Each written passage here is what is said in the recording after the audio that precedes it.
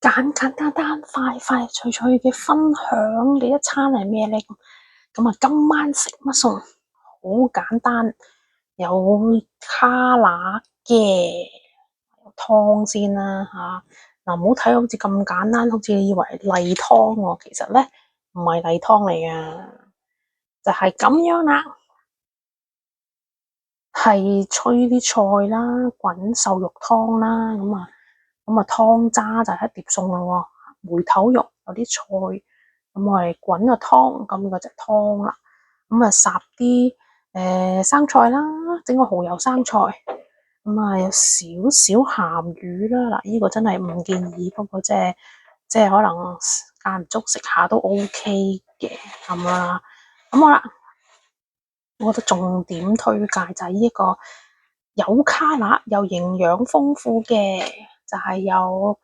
紅燈籠椒、藍燈籠椒，跟住有西蘭花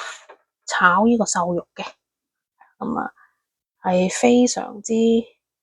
健康啊！今日好多菜啊，今日係啦，咁啊有啲肉啦，有啲肉啦，有啲菜啦，咁樣啲肉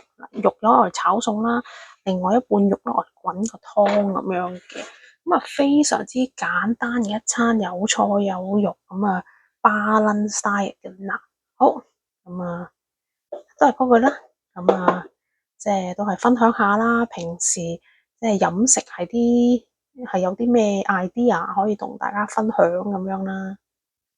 因為有時咧真係煮餸煮到悶悶地，唉，都唔知食咩好咁樣，但係又想健康啲喎咁樣。咁好多時我哋冇可能出街食噶嘛，呢度喺北美洲我哋95%嘅時間都係自己煮嘅。